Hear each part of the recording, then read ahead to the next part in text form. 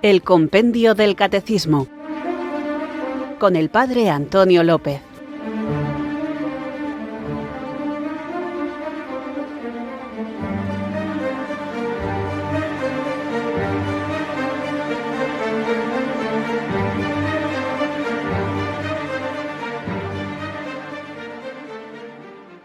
Muy buenas, amantes apasionados, buscadores de la verdad, recibid mi abrazo del Padre Antonio López desde Irurzun en Navarra, los que, obedeciendo el deseo del corazón de Jesús de seguirle, queréis profundizar en el conocimiento de la fe para madurarla, enraizarla en la vida e irradiarla en el testimonio. Vamos hoy a continuar con la encarnación y el realismo de esta, centrándonos particularmente en el cuerpo de Cristo. Y esto nos viene muy bien para que luego, a la hora de entender muchas de las cuestiones de la antropología cristiana, podamos centrarnos en la teología del cuerpo como base para muchas de las enseñanzas de nuestra fe. Y nosotros podemos hablar de teología del cuerpo porque desde la encarnación de Cristo, el cuerpo humano ha sido elevado a una dimensión teológica. Dios mismo se hizo carne y con ello introdujo el cuerpo por la puerta principal sobre la reflexión en torno a lo divino. En un contexto social que cuestiona la identidad sexual, la familia y el valor de la vida, es muy importante tener una adecuada teología del cuerpo para saber dar una respuesta profunda a toda esta realidad. El cuerpo, en su masculinidad y feminidad, revela el misterio de Dios y su amor trinitario.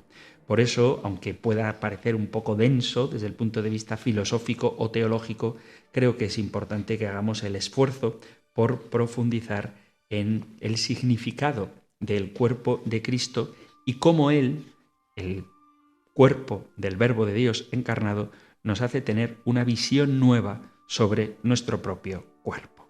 Y aunque sea arduo, es fundamental que no nos desanimemos en esta tarea cuyo fin último es siempre el amor. Toda la finalidad de la doctrina y de la enseñanza debe ser puesta en el amor que no acaba. Porque se puede muy bien exponer lo que es preciso creer, esperar o hacer, pero sobre todo debe resaltarse que el amor de nuestro Señor siempre prevalece, a fin de que cada uno comprenda que todo acto de virtud perfectamente cristiano no tiene otro origen que el amor, ni otro término que el amor. Pues tú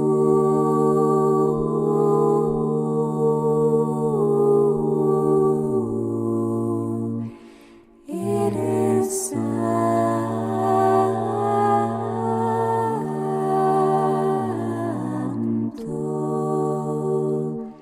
pues tú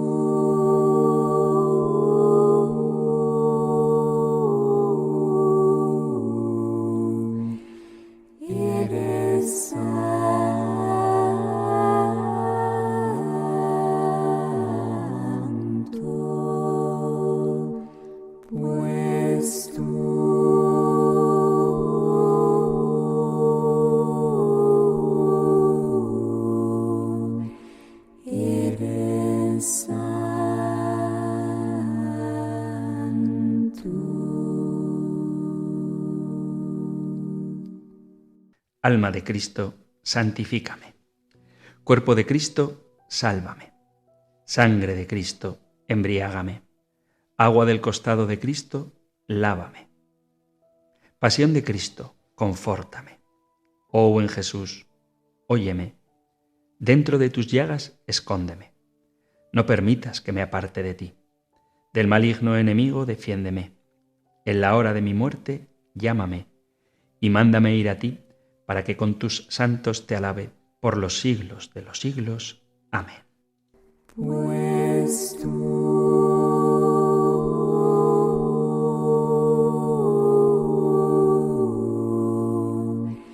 eres santo,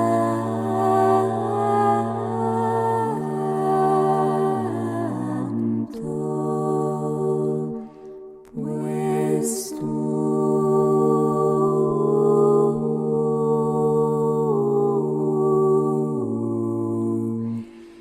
eres santo.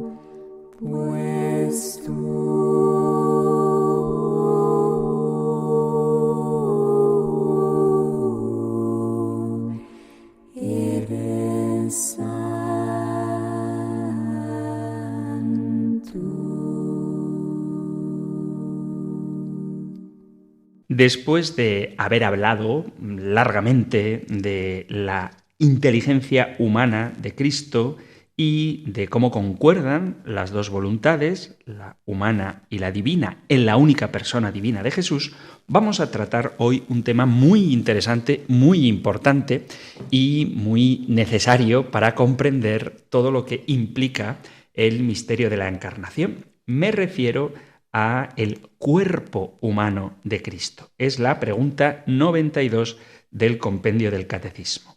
¿Tenía Cristo un verdadero cuerpo humano? Cristo asumió un verdadero cuerpo humano mediante el cual Dios invisible se hizo visible. Por esta razón, Cristo puede ser representado y venerado en las sagradas imágenes. Hablemos, pues, del cuerpo humano de Jesucristo.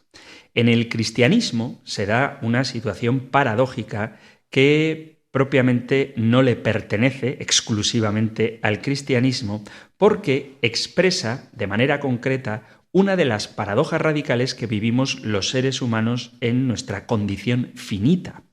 Esta proviene de la aversión a adaptarnos a nuestra limitación y ver en ella contradicción de nuestro ser en vez de ver nuestra identidad más propia.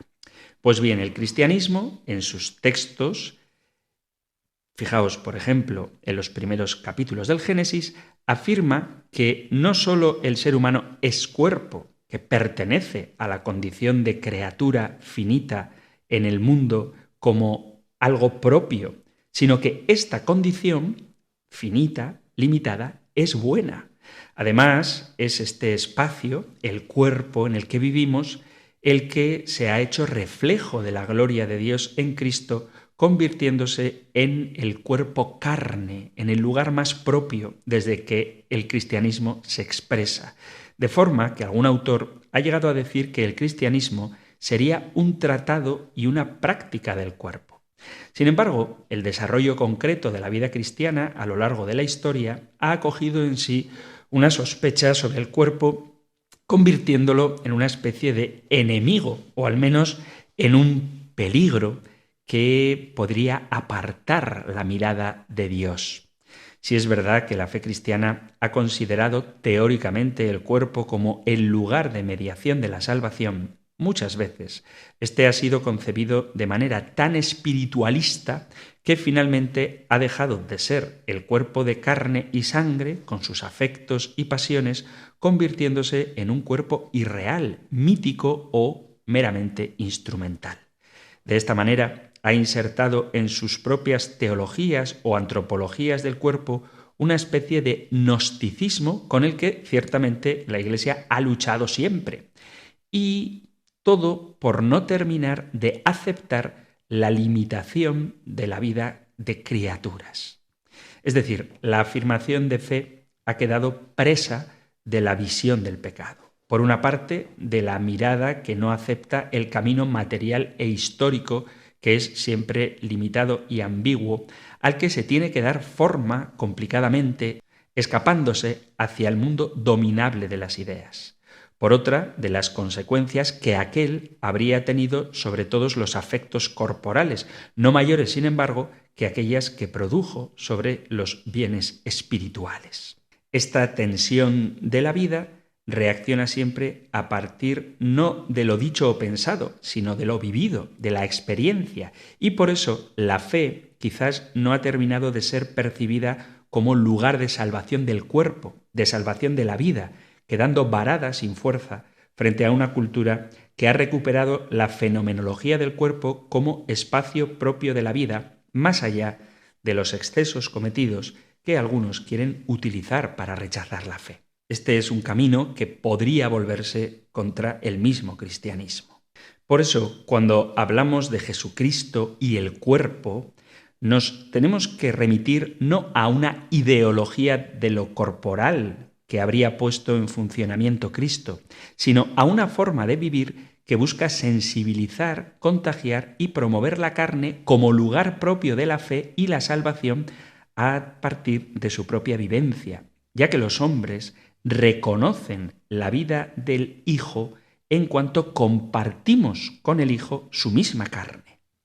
Esa carne del Hijo, es el Logos mismo, su autorrevelación más plena y próxima, que no proviene del ver el mundo, sino que es una palabra íntima, es decir, algo que va más allá de cualquier imagen o visión.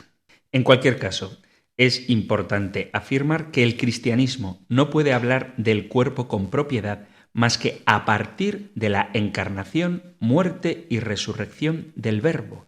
No puede hablar más que dentro del cuerpo de Cristo. Es decir, que la fe cristiana tiene como aportación propia no una reflexión razonable sacada de la vivencia natural del cuerpo, aquí se situaría en igualdad con cualquier reflexión, sino una propuesta de vivencia que explica las potencialidades adscritas al cuerpo en el designio de Dios y que sólo aparecen en la manifestación plena de este designio que se da en la carne de Cristo.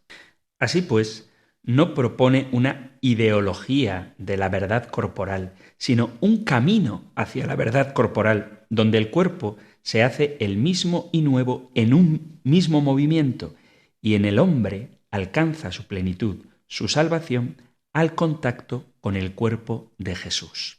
El cristianismo, en este sentido, ha puesto en marcha un discurso nuevo. Inventa el cuerpo con consecuencias radicales para la propia vivencia. Un discurso que puede ser presentado en la sociedad postmoderna, donde las ideologías de la verdad no caben y donde el ser humano solo escucha y acepta historias fragmentarias que hablen de y desde lo concreto de su propia vida.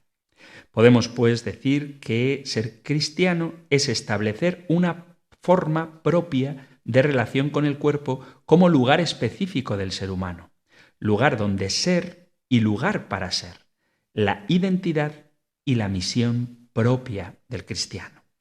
La misma vocación humana acontece en el espacio concreto, físico, material del propio estar ahí, corporal, mundano, y ahí mismo acontecerá la percepción y la adoración de Dios.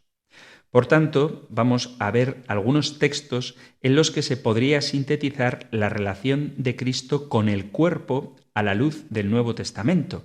Y después, si nos da tiempo, vamos a ver cómo el cuerpo humano deviene en el cuerpo de Cristo como camino y lugar de verdad y plenitud de nuestro propio ser corporal.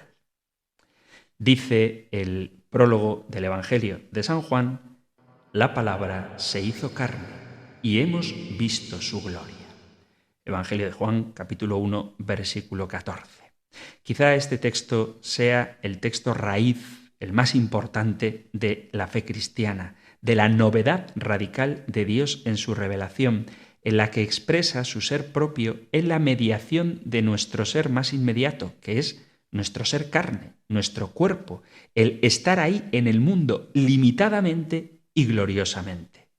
La palabra de vida, la que habita el mismo ser de Dios, se expresa en una limitación que aparece así como una claridad de la gloria de Dios, de su fuerza comunicativa de vida, de luz, de gracia. Es importante subrayar que no es el espíritu o el alma, sino la carne, la que expresa esta presencia gloriosa y glorificadora de Dios en su creación. Al unir San Juan la gloria de Dios a la carne, indica de forma indirecta que ésta es el lugar litúrgico por excelencia, el lugar donde por encima de cualquier otro se manifiesta Dios, llevando al límite su presencia reveladora en la creación. Indica igualmente que este es el lugar donde el ser humano le rinde culto de manera plena, pues es ahí donde el culto refleja propiamente la misma gloria de Dios. Se afirma así no sólo la no contradicción, ni siquiera la sola compatibilidad de cuerpo, mundo y Dios, sino su referencialidad mutua. Por lo tanto, la no necesidad de huir del cuerpo y sus afectos para adentrarse en Dios. Antes, al contrario, la necesidad de adentrarse en Él para descubrir la misma gloria de Dios que busca reposar y brillar en nosotros tal y como ocurre en Jesucristo. Otro texto de referencia, además de el Verbo se hizo carne, es el pasaje de la carta a los Hebreos capítulo 10, versículo 5. Al entrar en este mundo, dice, me has dado un cuerpo. En este pasaje se confirma la densidad litúrgica del cuerpo. Frente a todo espacio ritual separado de la corporeidad que nos identifica, en la que somos nosotros mismos, y frente a toda adoración espiritualista que se aleje de la verdad de nuestra vida carnal concreta, el cuerpo es el lugar propio de la presencia del hombre ante Dios y hacia Dios, y también viceversa. Si nos centramos en el Salmo 40, veremos con claridad cómo el cuerpo es el lugar primigenio de la escucha de Dios, el lugar donde Cristo, en su vida encarnada, escucha a Dios. Recibir el cuerpo y abrir el oído serían dos aspectos de un mismo acontecimiento. El cuerpo aparecería como lugar de escucha de la donación de Dios, como lugar donde puede percibirse la presencia creadora de Dios, el movimiento engendrador del Padre, desde el que aparece el Hijo, y así ser reconocido como tal en él. El cuerpo es, por tanto, en esta perspectiva, un cuerpo que habla teológicamente, el eco de una presencia de Dios siempre actual. Además, en ese texto, el cuerpo se comprende como lugar de reconocimiento de la voluntad de Dios. La respuesta a esta escucha será la reproducción, el movimiento de la representación, la adquisición de la identidad como imagen de esta donación. Por eso, filiación y existencia en Cristo desde toda la eternidad van de la mano. Escucha del cuerpo como espacio dado, donde reconocernos y comprensión del cuerpo como espacio para la donación acontecen en el mismo acto. En este movimiento, el cuerpo de Cristo aparecerá como presencia de la paternidad de Dios en el mundo, y la filiación de Cristo acontecerá como paternidad de Dios para los que creen en Él, como existencia nueva, y así será revelador último, pleno, de Dios, tal como dice la carta a los Colosenses, que Él es imagen visible del Dios invisible. Y esto nos invita a pensar en las palabras de Jesús en la Última Cena, capítulo 14, en el texto de San Marcos, versículo 22. Tomad, esto es mi cuerpo. Estas palabras son el núcleo de la Última Cena, donde recapitula su identidad y su misión ofreciendo su vivo testamento salvífico, como recoge la tradición litúrgica del acontecimiento. Haced esto en memoria mía. Su cuerpo, su presencia entre los hombres, queda identificado y definido por el pan a través del que Cristo expresa su identidad y su misión. La acción de gracias en él y la entrega de él le identifican como hijo e imagen mesiánica del Padre. La vida de Jesús aparece así como cuerpo de vida, presencia generativa, lugar de suscitación, sostenimiento y comunión de vida. Por otra parte, nada distinto de lo que el Padre es para él mismo. Este cuerpo material, creatural, configurada por la conciencia agradecida del estar ahí a partir de otro, concentra todos los estadios de la evolución del mundo, alcanzando su último estado al convertirse en epifanía del ser de Dios, manifestación de Dios como donación y comunión, llevando a plenitud la creación. He aquí el Cristo Omega, que recapitula en sí toda la creación, haciéndola expresión de Dios Padre. Acontece entonces la diafanía escatológica de la materia creatural, el designio de Dios como acontecimiento que suscita de lo distinto para una relación de donación y comunión del propio ser, para una relación de amor que se alcanza en el cuerpo de Cristo. Este es el punto de llegada de la creación que se hace eterno con la resurrección, donde el cuerpo de Cristo se convierte en permanente apertura donativa de Dios al otro y permanente acogida de Dios de lo otro, donde aparece Dios como espacio de vida para el mundo. Es en este gesto sobre el pan donde con una sencillez insuperable se expresa el designio de Dios. Todo se hizo y ocurre por la palabra, que tenía la vida recibiéndola, que tomó cuerpo dándose y que se ofrece como lugar permanente donde todo puede permanecer en eternidad de amor. Dice San Pablo en la primera carta a los Corintios, capítulo 12, versículo 27, «Vosotros sois el cuerpo de Cristo y cada uno personalmente un miembro de él». Encontramos este texto en medio de un paréntesis de Pablo a la comunidad de Corinto.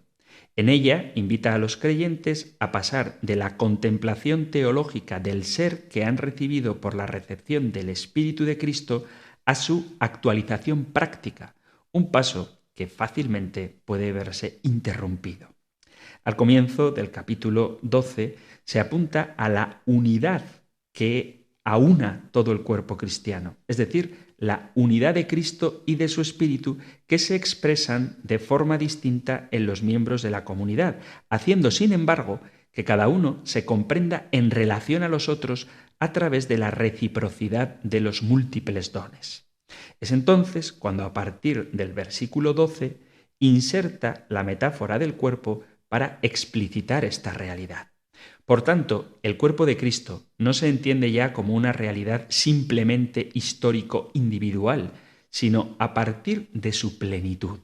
Una plenitud que inserta en sí la realidad de todos y de todas sus particularidades, haciendo que no se realicen de forma dispersa, sino en una especie de unidad en la que el Espíritu hace partícipes a todos de la condición de Cristo, común en sus distintas expresiones. La analogía es entonces inmediata. La humanidad estaría concebida en Cristo como una especie de naturaleza de Él mismo, al estilo de la naturaleza propia de Dios, en la que las personas se identifican por sus relaciones participando todas de un mismo ser con un principio sin principio último, que es una analogía de la Trinidad, donde el Padre, el Hijo y el Espíritu Santo, aun siendo personas distintas, son el único Dios. Esta idea la expresa muy bien el mismo San Pablo en la carta a los Efesios, en el capítulo 1, versículo 22, cuando dice: «Bajo sus pies sometió todas las cosas y le constituyó cabeza suprema de la Iglesia, que es su cuerpo, la plenitud del que lo llena todo en todo». Y San Pablo vuelve a esta idea en la misma carta a los Efesios en el capítulo 4 a partir del versículo 7, cuando dice: «A cada uno de nosotros le ha sido concedida la gracia a la medida del don de Cristo». Por eso dice: «Subiendo a la altura, llevó cautivos y dio dones a los hombres». ¿Qué quiere decir subió? Sino que antes bajó a las regiones inferiores de la tierra. Este que bajó es el mismo que subió por encima de todos los cielos para llenarlo todo. Él mismo dio a unos el ser apóstoles, a otros profetas, a otros evangelizadores, a otros pastores y maestros, para el recto ordenamiento de los santos, en orden a las funciones del ministerio, para edificación del cuerpo de Cristo, hasta que lleguemos todos a la unidad de la fe y del conocimiento pleno del Hijo de Dios, al estado del hombre perfecto, a la madurez de la plenitud de Cristo. Así pues, el cuerpo de Cristo aparece como cuerpo de hospitalidad fundante, como lugar en el que cada ser humano encuentra su referencia última de ser, el lugar donde queda identificado y vinculado al todo armónico de la realidad. Esta corporeidad interiormente plural, que se expresa históricamente en la hospitalidad del ministerio histórico de Cristo y alcanza a expresar una profundidad nueva y radical con la donación del Espíritu de Cristo resucitado, sitúa a todos y cada uno en su posición en el designio originario de Dios. Creados en Cristo, sostenidos por su consistencia, consumados en la plenitud de su humanidad. Carta a los Colosenses, capítulo 1, versículo a partir del 15. Queda claro entonces que Cristo es definido por su relación con el cuerpo. Ahora bien, ¿qué es el cuerpo? ¿Cuál es su sustancia, su ser propio? Vamos a detenernos un momento haciendo una aproximación a la realidad para ver el significado que Cristo le da al cuerpo y que en él adquiere para nosotros un significado nuevo. En primer lugar, el cuerpo soy yo en el mundo y yo con los demás. El cuerpo es así mi presencia, mi ser manifestándose aquí y ahora. Así lo afirmamos en la expresión dar cuerpo, que significa dar forma. Dar cuerpo a una realidad es así darle una forma sin la cual esa realidad no sería la que es, no se manifiesta, no llega a ser ella misma en la historia. Mi cuerpo es el lugar donde se manifiesta lo que soy, sin el cual lo que yo soy no existe. En él cobro presencia ante mí mismo, en él me reconozco y así puedo realizar una historia propia, una historia conmigo mismo, una relación autoconsciente, una historia de posibilidades, ya que siendo mi cuerpo yo mismo no termina de coincidir conmigo. Es la primera paradoja de la que hablábamos al principio del programa, cuando decía que vivíamos en un mundo paradójico y la alteridad no se identifica necesariamente con mi cuerpo. Es decir, yo puedo pensarme como algo distinto de mi cuerpo, aunque de hecho no puedo ser otra cosa distinta de mi cuerpo. Y lo mismo sucede con los demás que están impresos en mi cuerpo biológicamente y relacionalmente. Siendo en mi cuerpo antes de los otros que de mí mismo, ya que he recibido el cuerpo y la cultura en la que me relaciono con los demás, es en el cuerpo donde me manifiesto ante ellos. Y en él me sitúo relacionándome en una historia de posibilidades que no se dan sin una interacción sensible, sin presencia, sin algo que define mi ser y que a la vez define el nosotros y mi ser con los demás. El cuerpo es entonces el lugar de lo que soy y lo que estoy llamado a ser, e igualmente el lugar donde reconozco lo que no soy y lo que no podré ser. El cuerpo es el lugar de la identidad y a la vez de la distancia con nosotros mismos, el lugar donde soy y me resulta imposible ser yo del todo por mí mismo, pues me hace saber que vengo de más allá de mí, y esto me marca unos límites. Me dice que no tengo raíz ni consistencia en mí mismo. El cuerpo es así el lugar del acontecer de mi ser, de su potencia y también de su omnipotencia, el lugar de la identificación de mi ser, de la emoción y de la conmoción de mis experiencias más íntimas, del gozo y del dolor, del orgullo y de la humillación, de la vida y de la muerte. Es la concentración del mundo en mí y mi expresión particular en el mundo. Lo propio del ser humano como criatura espiritual no es su posible identificación al margen del cuerpo, sino la conciencia de ser y tener cuerpo, de reconocerse en un lugar inmediato que coincide conmigo mismo a la vez que se manifiesta como otro. El cuerpo es así el lugar de la escucha del mundo en cuanto llamada a realizar la propia identidad, en cuanto llamada a ejercer la libertad, que no es sino donación de sentido, que nos habita a través del cuerpo. El cuerpo, no el alma, es entonces el lugar que obliga a la libertad a suceder, a conformar una historia en el espacio concreto en el que aún no soy plenamente yo, siendo ya yo mismo. El cuerpo es el lugar que llama a la santidad como estado de integridad, donde coincide lo que expreso con mi cuerpo de lo que soy, dándome a los demás en comunión de vida. Así pues, el cuerpo me ofrece una ambigüedad que debo ir resolviendo, interpretando mi propia vida con la acción que hago con mi cuerpo, sobre mi cuerpo, y con una paciencia que no fuerce coincidencias imposibles que hagan que mi cuerpo se quiebre. Y esto vale igualmente para el cuerpo de los demás, que se ofrece siempre como posibilidad y límite, abriéndome a una relación que requiere confianza, espera y entrega para que pueda decirse en lo que verdaderamente es. El cuerpo, así, en su falta de transparencia inmediata, protege el misterio último de la persona que nos llama a una relación personal, tratando a los demás como personas y no como objetos, y tratándome a mí mismo como persona y no como objeto. El cuerpo humano es un cuerpo siempre necesitado de pudor, un pudor necesario para que la persona pueda ser ella misma. Ahora bien, esta tensión inscrita en nuestro ser corporal, que se configura desde esto que decía antes de vida y muerte, humillación y gloria, atracción y repulsión, es lo que ha provocado a lo largo de la historia una continua incomodidad en su trato y en ocasiones hasta rechazo y denigración.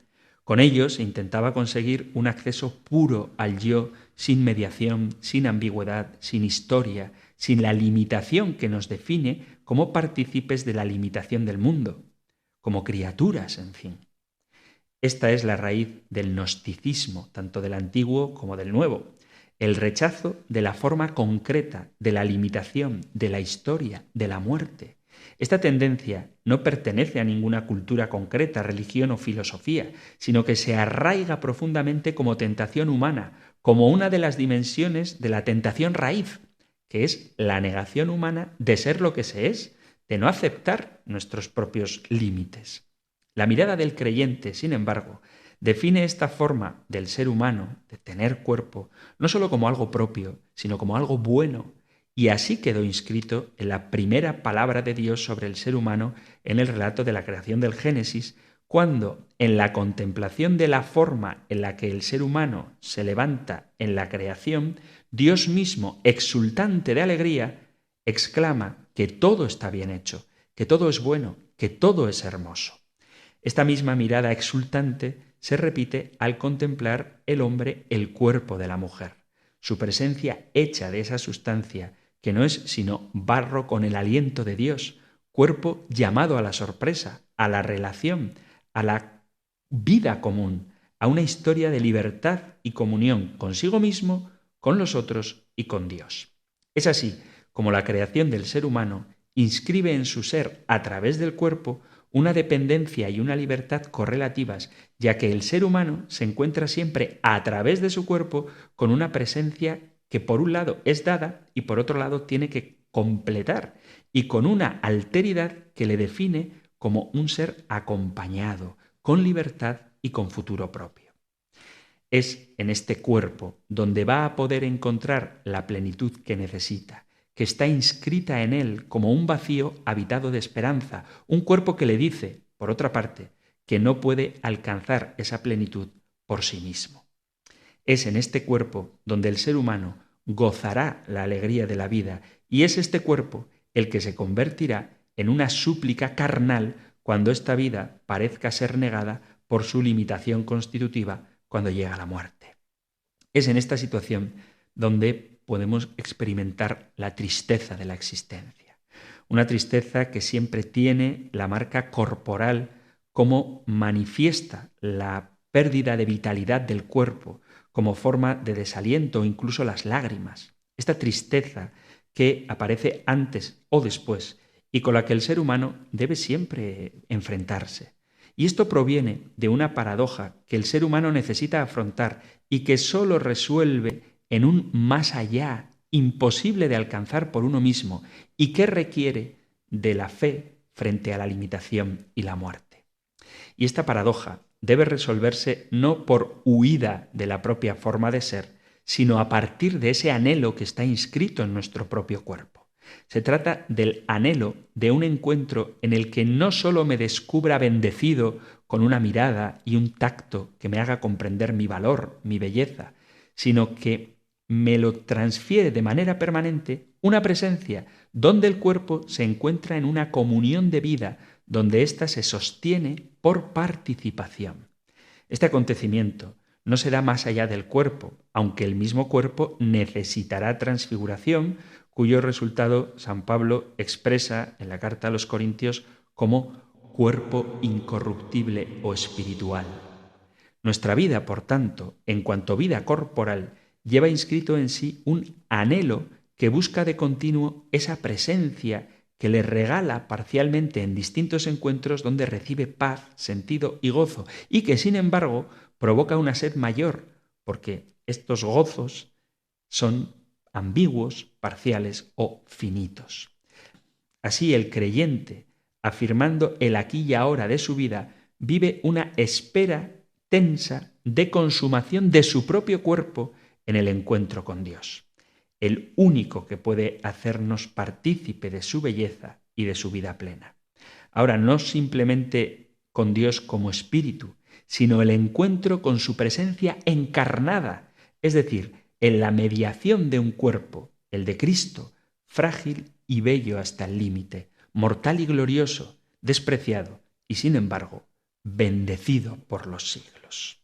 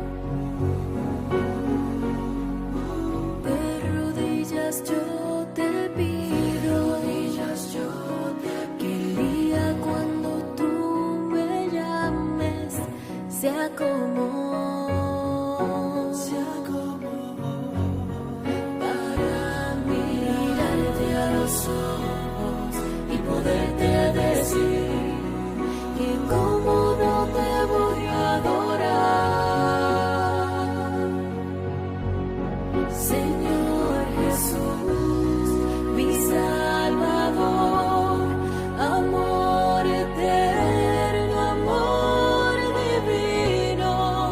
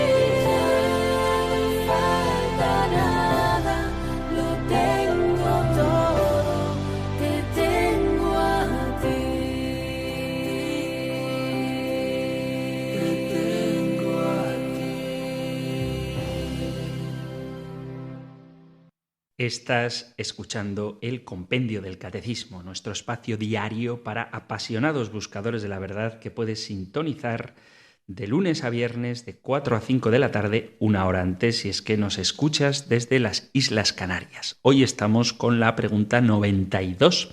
¿Tenía Cristo un verdadero cuerpo humano?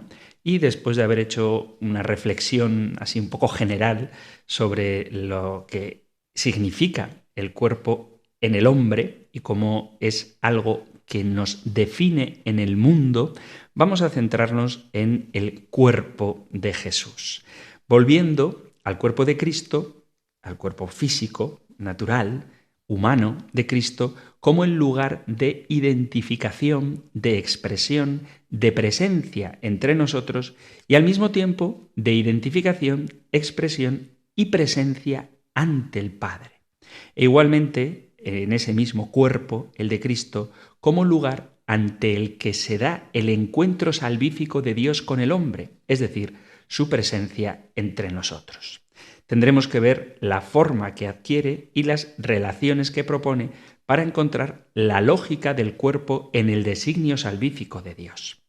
Como podemos deducir de lo que hablábamos antes de la pausa musical, cuando hablo de cuerpo no me refiero a él como una de las partes de la identidad humana de Cristo, sino con su forma humana de ser, con su forma histórica, sensible y a la vez limitada. Es decir, su cuerpo podrá identificarse con su humanidad, sabiendo que esto supone elegir una perspectiva a la hora de hablar del hombre y de Cristo a partir de su alma, de su corazón, del que trata la pregunta siguiente del compendio del Catecismo. Entonces, en cuanto al cuerpo de Jesús, decía la carta a los Hebreos, en el capítulo 4, versículo 15, que Jesús fue probado en todo como nosotros, refiriéndose a que Él experimentó nuestras flaquezas. Y este pasaje subraya fundamentalmente que experimentó la contradicción propia de la existencia histórica definida como vida mortal, como poder limitado, como afecto inconsumado, es decir, como existencia que requiere el fundamento en otro, como existencia incompleta.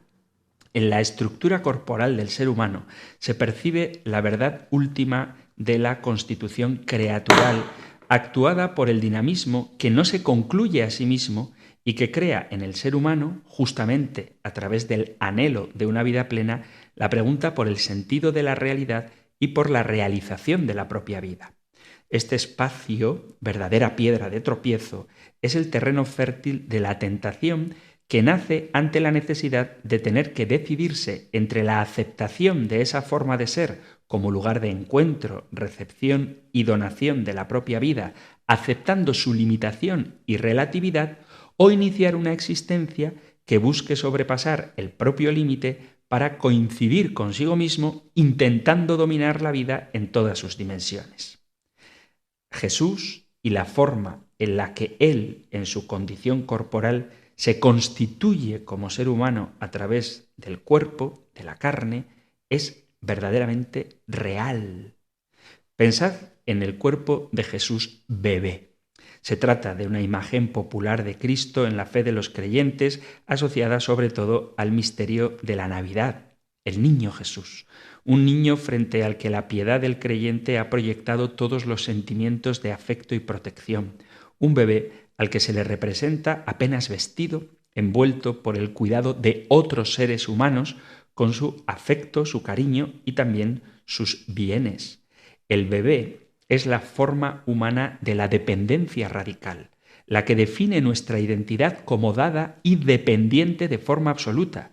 Nuestro mismo ser, en este cuerpo, antes de ser consciente de sí mismo, está siendo constituido por algo distinto que él en todos los niveles y sentidos. Y esto desde su carne más física hasta su autocomprensión más espiritual, que no podrá realizar sin el encuentro con el lenguaje que otros le han enseñado. Embrión, feto, bebé, niño, cada uno de nosotros y Jesús mismo no es apenas nada más que el ser de otro, de los otros, que se realiza fuera de ellos. El ser humano es así en su forma más originaria ser receptivo, ser desde otro, ser dependiente, ser que se alcanzará a sí mismo solo en cuanto que responde a lo que le están dando. Para conocer quién es, deberá abrir el oído, escuchar una realidad que estando en él viene de fuera de sí mismo. Cuando el ser humano se encuentra consigo mismo, es ya algo hecho porque otros le han entregado cuidado, atención, alimento, seguridad. Esto que soy yo y que está en mí, ante mí, viene de otro. El cuerpo, que es mi presencia, me dice que yo no soy por mí mismo y a la vez que otros han tenido que darme no solamente la vida, sino darme espacio y recibirme donde yo no era nada y el otro me deja su lugar para dedicarme su tiempo, su cuidado, su atención. Y Jesús ha pasado por este trance. No ser en la historia por sí mismo si no es por otro.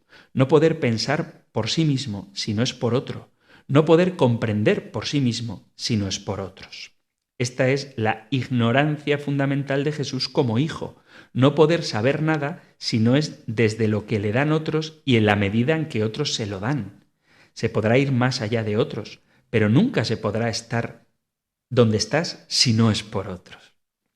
La devoción popular intuye bien, más allá de sus legítimos y hermosos sentimentalismos, cuando desarrolla una piedad activa de afecto y cuidado por un Dios que no puede ser hombre por sí mismo, que es necesitado de donación, de cuidado. Si después deberá desarrollar esa idea identificando a Cristo con los más pobres, de inicio ha comprendido bien el pueblo que recibe en Cristo a un Dios dependiente, porque esto es propiamente la encarnación, aun cuando sea paradójicamente el fundamento último de la salvación que nosotros creemos. La respuesta de Jesús a esta situación fundamental humana se convierte en manifestación de lo que Él es como Hijo del Padre.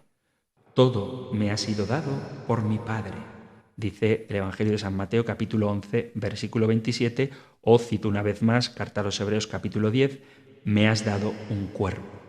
Así pues, Jesús encuentra su ser filial no en una comprensión paralela al conocimiento humano de su mismo ser, como si poseyera un saber previo que actúa en su humanidad desde fuera, sino precisamente ahí, al llevar al límite la pregunta planteada por su cuerpo. La escena teológica del bautismo, tal y como nos lo presenta el Evangelio, es especialmente ilustrativa, ya que Jesús parece salir de las aguas primordiales de la creación, escuchando en su propia carne la complacencia de Dios y recibiendo su identidad como identidad dada. De esta manera expresa su identidad, recibida por la voz del Padre. Tú eres mi Hijo, en ti me complazco.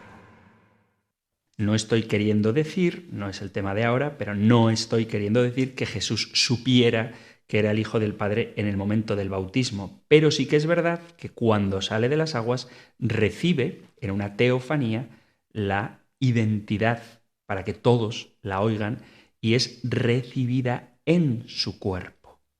Sin embargo, esto no basta con escuchar la identidad, sino que, como digo, tiene que ser aceptada para alcanzarse en su verdad, algo que el Evangelio de Lucas expresa en el sometimiento de Jesús a sus padres, en el capítulo 2, versículo 51, y posteriormente en el sometimiento a la voluntad de Dios mismo, que no aparecerá solo como la fuente de su actuación, sino de su mismo ser. Él es desde el querer darse de Dios mismo, del Padre.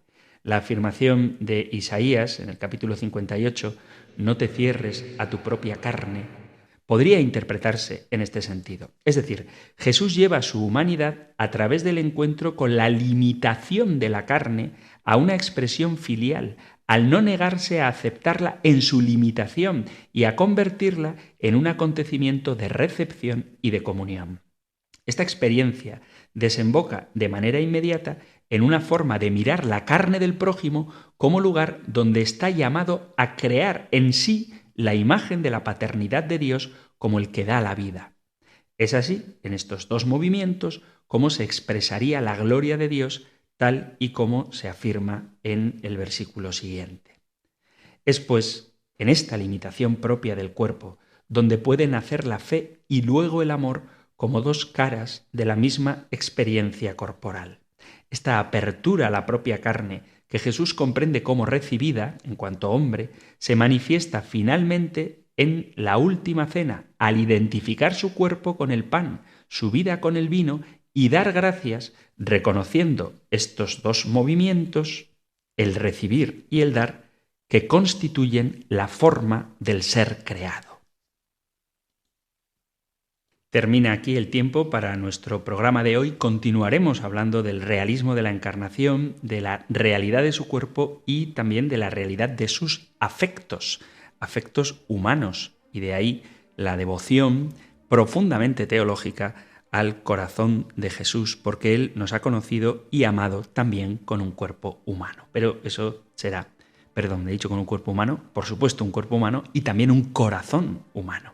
Pero digo, eso será en el próximo programa. Os recuerdo, antes de terminar, que tenéis a vuestra disposición el correo electrónico compendio@radiomaria.es o el número de teléfono para WhatsApp 668-594-383, donde podéis dejar vuestros mensajes, comentarios, sugerencias, preguntas, dudas, discrepancias, testimonios, todo lo que queráis compartir. compendio@radiomaria.es o 668-594-383.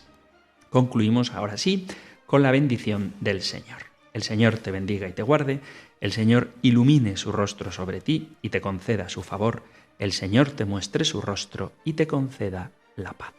Pidiendo a Dios Padre la plenitud del Espíritu Santo y de la mano de María, Madre del Hijo, os emplazo hasta un nuevo programa del Compendio del Catecismo. Un fuerte abrazo, muchísimas gracias y que Dios os bendiga.